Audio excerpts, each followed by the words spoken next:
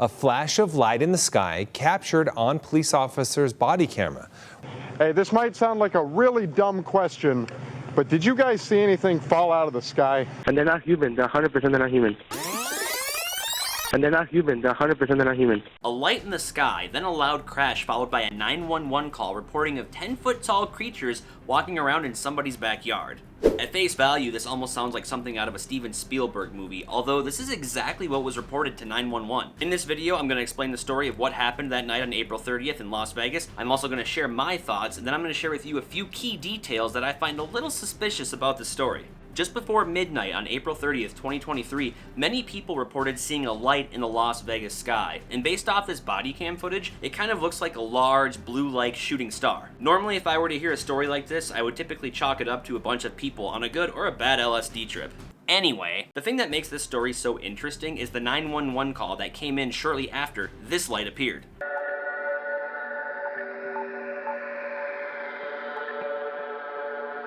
Now I'm going to play that audio clip here in just a second, but just to give you a quick background on the story, according to 8 News Now Las Vegas, a family consisting of 2 sons and their dad were working on a car in their yard when they saw an object come crashing into the ground. They even stated that they got hit with what they described as a shockwave. Now the family went to go check out this crash site to see what it was that had crashed into the ground, and one of the eyewitnesses stated that the area around this object was blurry, and they were very specific to say that their vision wasn't blurry, but the area around the object was blurry, as if it was some form of camouflage. Here's the call that came in shortly after. So there's 2 people or 2 subjects that are in your backyard?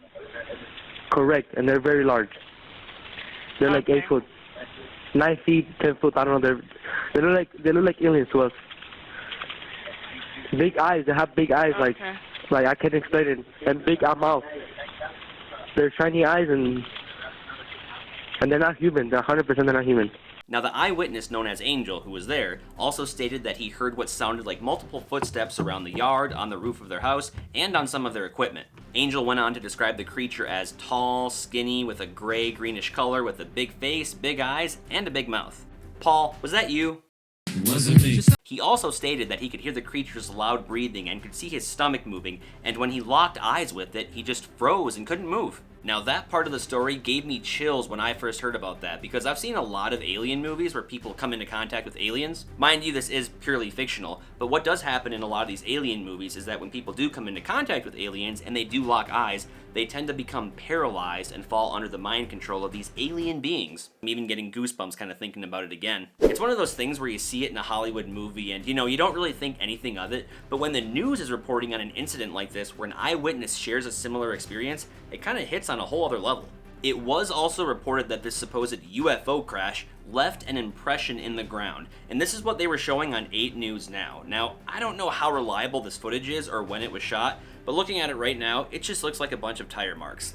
Not convinced. But more body cam footage that was released from that night seems to add a little bit more credibility to the story. Now the only caveat I have about this body cam footage is the part where they blacked it out because it was on private property. Police walk into the backyard to investigate, but Metro blacked out that part of the video because it's considered private property. Didn't we just see them standing on what appears to be the front yard of their property? And that wasn't blacked out. Now this didn't make sense to me at first as to why they would black out the backyard, but in another video clip from 8 News Now Las Vegas, reporters stated that the family had really expensive equipment in their backyard, so I guess it is a possibility that the family just didn't want to advertise their assets to the world on TV.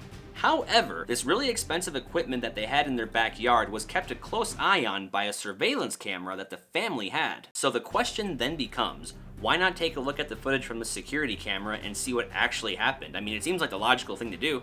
Well, they tried that, and here's what 8 News Now Las Vegas had to say.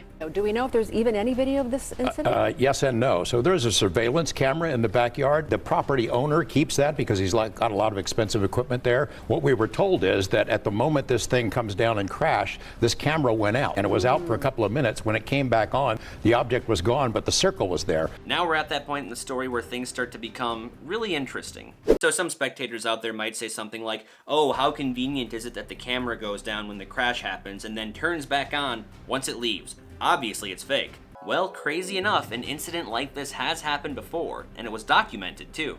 Now, full disclosure, I'm not going to go into huge great detail about the story, but if you do want to watch the full thing, I'll post the link in the description down below, so that way you can check it out. Just fast forward to the very end, and you'll be able to watch it in its entirety. But for now, I'm just going to give you guys the meat and potatoes of it. Now, the movie is called Missing 411: The Hunted, and it's by author David Paulides. Long story short, there was a gal that happened to be hunting in her woods and was up in a deer stand when she saw what appeared to be a blurry spot in the trees, and it was moving from tree to tree, and I do believe she even said it was something like out of the movie Predator. She did clarify that it was not her vision, and she described it like it was saran wrap moving through the trees all on its own. Now, she was able to rifle off a photo of this blurry entity that was moving through the trees, but later on when she went to take a look at the photo, it was super overexposed and you couldn't make out anything in the photo. Now, this took place in the town of Lima, Ohio, and this story kind of always gave me chills, more so now than ever, but I just really wanted to point out the similarities of the stories with the blurriness and the camera malfunction. Now back to the UFO story. Now I'm going to share with you guys a few very suspicious details about this story that just don't sit well with me. Detail number 1. Now, the family of this residence where this crash happened, they had agreed to do more interviews with 8 News Now, but when 8 News Now tried to reach out to the family multiple times, they didn't answer their door and they didn't answer their phone. Just seems a little odd. Detail number 2. Angel, one of the eyewitnesses, told 8 News Now that he did record a video of these creatures, but that video has yet to surface, if there ever was such a video, and like I always say, pictures or it didn't happen. Detail number 3, and probably the most cringy, the family also stated that after these events, they saw men in suits and sunglasses driving around in a vehicle with government plates, cruising slowly past their home. Sounds to me like the mysterious Men in Black may have paid them a visit. Now, for those of you who aren't too familiar with the Men in Black, in the alien/UFO world, the Men in Black are known for showing up and trying to silence people for speaking out about UFOs or conducting further research on them. And there have been numerous accounts over the years of people who have had encounters with these so-called Men in Black. Even actor Dan Aykroyd had an experience with them. But if you do want to learn more about the Men in Black, just go on YouTube and look them up. You're probably going to lose a lot of sleep too while researching them, because the Men in Black will have you going down a rabbit hole on YouTube for hours. Now, back to the story. Could it possibly be that the mysterious Men in Black may have paid a visit to the family's home, warning them to stop pursuing further exposure on the story? Well, I would love to hear your thoughts on that in the comment section down below.